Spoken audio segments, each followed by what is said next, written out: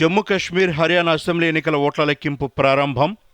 మధ్యాహ్నానికల్లా ఫలితాలపై స్పష్టత వచ్చే అవకాశం. మూడంచెల భద్రత నడుమ హర్యానాలో కొనసాగుతున్న కౌంటింగ్. కురుక్షేత్రలోని ఓట్ల లెక్కింపు కేంద్రంలో కౌంటింగ్ తీరును పరిశీలించిన హర్యానా సీఎం నాయబ్ సింగ్ సైని. ఓట్ల లెక్కింపు సందర్భంగా ఎటువంటి అవాంఛనీయ సంఘటనలు జరగకుండా జమ్మూ కాశ్మీర్లో కట్టుదిట్టమైన భద్రత, అదనపు బలగాల మోహరింపు. రాష్ట్ర వ్యాప్తంగా ఘనంగా బతుకమ్మ సంబురాలు. 7వ రోజు వేపకాయల బతుకమ్మకు సిద్ధమవుతున్న తెలంగాణ ఆడపడుచులు. తిరుమలలో అంగరంగ వైభవంగా కొనసాగుతున్న బ్రహ్మోత్సవాలు. మోహిని అవతారంలో భక్తులకు దర్శనమిస్తున్న మలయప్ప స్వామి. ఇంద్రకీలాద్రిపై 6వ రోజుకు చేరుకున్న శరన్నవరాత్రి ఉత్సవాలు. మహాలక్ష్మీదేవి అలంకారంలో భక్తులకు దర్శనమిస్తున్న దుర్గమ్మ. వరద నష్టం పనులకు తక్షణ సాయంగా 5,438 కోట్లు ఇవ్వాలని కేంద్ర హోంమంత్రిని కోరిన సీఎం రేవంత్ రెడ్డి. రాష్ట్ర పునర్విభజన సమస్యలను పరిష్కరించాలని, తెలంగాణకు అదనంగా 29 ఐపీఎస్ పోస్టులను కేటాయించాలని విజ్ఞప్తి.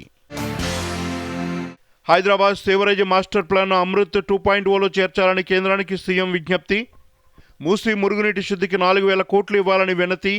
కేంద్ర మంత్రి మనోహర్ లాల్ ఖట్టర్కు డిపిఆర్ అందజేసిన సీఎం.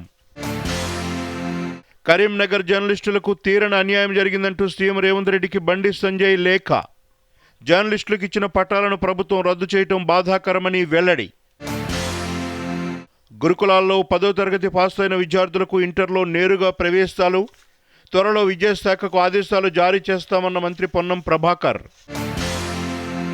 నేషనల్ మెరిట్ స్కాలర్షిప్కు ఈ నెల 31 వరకు దరఖాస్తు చేసుకోవచ్చన్న ఇంటర్ బోర్డు. గతంలో దరఖాస్తు చేసుకున్న వారు గడువులోగా రెన్యువల్ చేసుకోవాలని సూచన.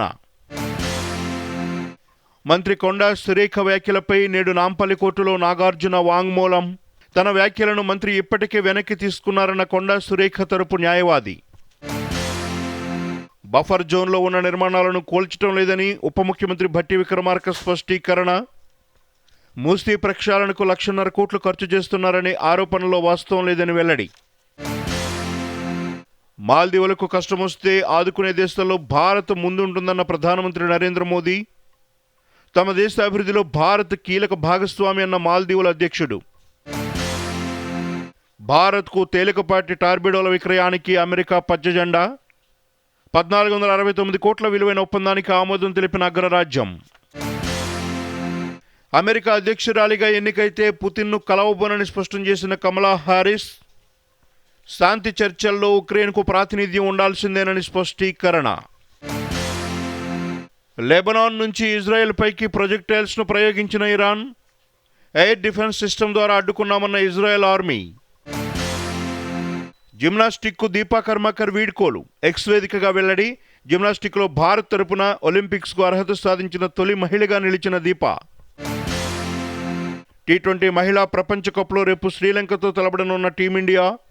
ఢిల్లీ వేదికగా బంగ్లాతో తలపడనున్న సూర్యకుమార్ సేన. తెలంగాణలో 2 రోజుల పాటు వర్షాలు కురుస్తాయన్న వాతావరణ శాఖ. పలుచోట్ల ఉరుములు మెరుపులతో వర్షం కురుస్తుందని వెల్లడి.